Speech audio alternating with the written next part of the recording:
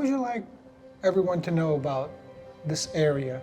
People who don't know much about McDowell County. You all could be traveling and break down, and before you know it, the traffic will be blocked in the road, so many people will be stopping to help you. We will run straight to the fire instead of away from it. To help somebody. Yes.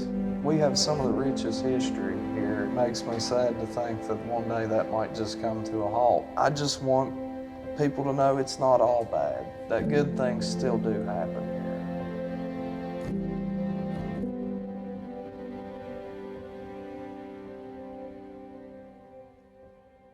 Tell me a little bit about what you do here at the Welch Daily News.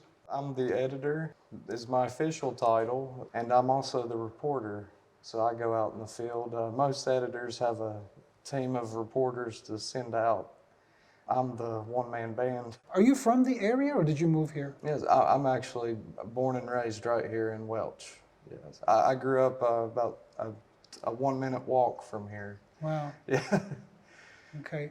So you've seen a lot of things change over the years? Absolutely. You really had to be here in the 70s, I think, to get a really good glimpse of how it used to be. But I was born in 1990, and still then we still had our downtown strip was a lot more intact. A lot of the buildings that I remember are gone, and they've been torn down after we had 2 bad floods. I've seen businesses come and go, and a lot of people come and go, and it's definitely gotten harder here.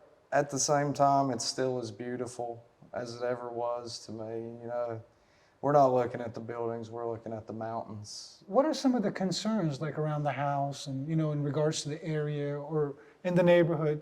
What are some things that people worry about? If you look at the census data, we're very elderly. And a lot of people my age, you won't see them here. A lot of my classmates, they're gone. You know, if you didn't want to be a coal miner or didn't want to, you know, maybe come back and be a teacher at the school, you know, or work at the prison, there aren't a lot of opportunities. That's a concern is, you know, who's really going to be here as the decades continue to pass. And also it's, I mean, if you're the only one from your class that's here, then who's running the businesses and, you know, the county? It's going to be basically a lot of older generation that's still here that are operating and still in the area. Is that something that concerns you? Yes, it does. We have some of the richest history here, and it definitely makes me sad to think that one day that might just come to a halt completely, and maybe there won't be but a few people left down here. You've been covering news for 8 years in this area, so you've seen all kinds of things here probably, right? Is there a lot of crime in the area? Yes, but not like, we don't have a lot of violent crime. It's mostly drug possession and things like that. And I think a lot of that goes hand in hand really with just the circumstances of the area and poverty, yes. My heart really goes out to the people that feel that hopeless, and you know, everybody's trying to escape from the pain in life, I feel like, and unfortunately that way definitely leads to a lot of bad outcomes. We have the extreme cases where, you know, they're robbing people to find money and things, but then we also have people who they're really trying to hold their life together as best they can and raise their kids and things. Like, you know, it's, and I get how hopeless it can feel down here. Like my father, he committed suicide after being a business owner down here. He was 69 years old when he did it, and that kind of, and he was a well-off man. He owned a lot of apartment buildings here in town, you know.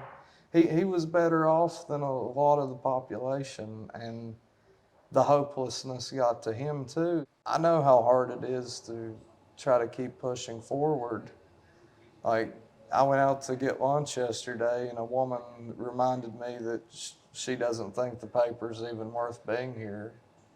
anymore, even though I just worked 16 hours to get Wednesday's paper ready. She told you that? Yeah, she said, "Oh, it's old news by the time I get it," and things like that. And so you do trying to, you know, run a business and make a change down here. You're definitely met with resistance sometimes. But at the same time, there's also just as many people telling us that they love us. They couldn't imagine if we weren't here. You seem like such a talented, intelligent young man, and you know, you choose to be here. I mean, you could probably go move like just like all your friends, move away from this area and go and, you know, you could move to New York City or one of the big cities and get a big job, big paying job. Yeah, So, I could leave tomorrow. I could. And so why don't you? there's something down here worth fighting for, I think. And maybe it's a romantic dream of what it could be like down here. What is your romantic dream of what it could be down here? I just wish people could band together, Come together? come together and work together to make the change and not get caught up in what we don't have, but what we could have more. You know, I think a shift in mentality could really change this place more than a lot could.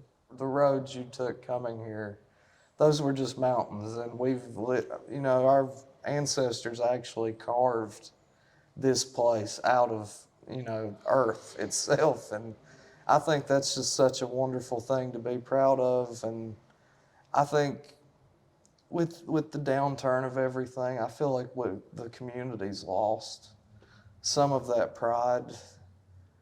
And pride comes before the fall, I've always heard. But you know, some pride is healthy. And we were a very proud group of people at one point, and as things got worse, proud people have a hard time accepting help.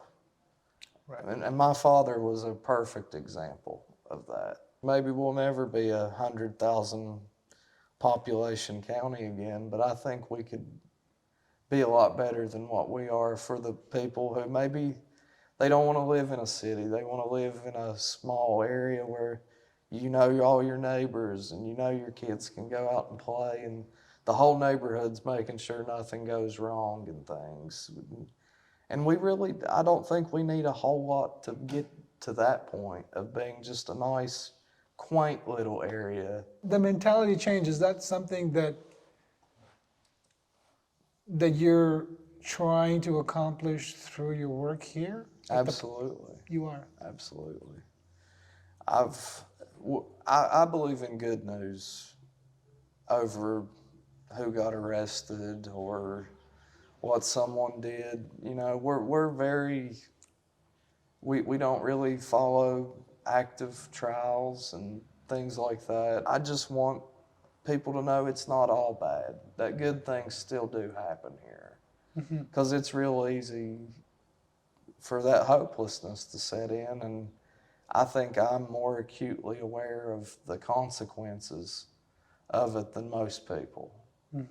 And if I can help ease that suffering a little bit and make people, you know, just feel like it's worth it, then I'm happy with what I'm doing here. What would you like everyone to know about this area? People who don't know much about McDowell County. We believe in a more simple life where we just want to take care of our families, and, you know, just some people find it in the church. You know, their faith is, my mother's that way, you know, she's absolutely devout. Her faith's the bedrock of her life, and, you know, if you're that kind of person, you don't really need a lot to be happy. We might not have all those things, but the way our life has taken us, we don't actually need all of those things that if maybe I'd grown up in New York City or LA. We don't like being made fun of. And honestly, I feel like people that have made fun of, you know, they call us rednecks and hillbillies and all these things. I really feel like when you're making fun of the people in Appalachia, you're kicking someone while they're down, because we're definitely economically distressed. What are some of the positive areas or points that we could mention about the people in the area that you think that are worth to mention? I don't know anywhere else in the world, if you break down, your car breaks down. Like today, you all could be traveling and break down, and before you know it, the traffic will be blocked in the road, so many people will be stopping to help you. We just go do it. We jump right in, we'll walk right into the fire and try to help people, you know. Even if we hated each other the week before. I feel like we bury hatchets and dig them up pretty quick around here, but when the time comes that people really need you, I feel like that's one of the best things about the people down here is we will run straight to the fire instead of away from it. To help somebody. Yes, yes. Mm-hmm. And we're very welcoming. I mean, we don't get a lot of new people around here, so we love when we do, and that a lot of them will talk your head off, but you can't say that it wasn't out of pure hospitality. A little goes a long way with us to, you know, just, you might do one good thing for somebody and they'll remember that the rest of their life down here. And Is that what keeps the hope alive? I think so. I think so. And just people have done kind things to me just because my dad or even my grandfather did something for them at one point. We're such a tight-knit community in that way that there's good and bad. We never forget anything. You know, if you made a mistake in your life, they'll remember that, but they'll also remember all the good you did too. And it keeps you accountable. And we can't really hide from our problems because we're all right here together. So where do you see your future? That changes by the day too. Some days I want to be in a cabin in the middle of the woods away from the whole world. I still would love to make a few more films in my life. Like, that really resonates with me. But really, when I think about the future, I just want to be able to live with everything I did in my life. The thing that really keeps me in line though is when that time comes, I don't want to be sitting there thinking of everything I wish I hadn't done. I want to think about what I did do. And I'm sorry. I'm an emotional man. But really, just, I want to do more good than bad. I fully believe that that's where humanity needs to go, is we need to actually care about everyone, and no matter what groups or labels or cultures, ethnicities, I just want to see everyone treated, you know, with an equal level of respect and kindness. To the people of McDowell County, I would tell them that they're good enough. And never, never, ever not believe that to be true. And to everybody looking in, before you pass any judgment on us, come here and find out for yourself. Come meet us, and then make your judgments. Thank you, Derek. Thank you. Thank you, sir.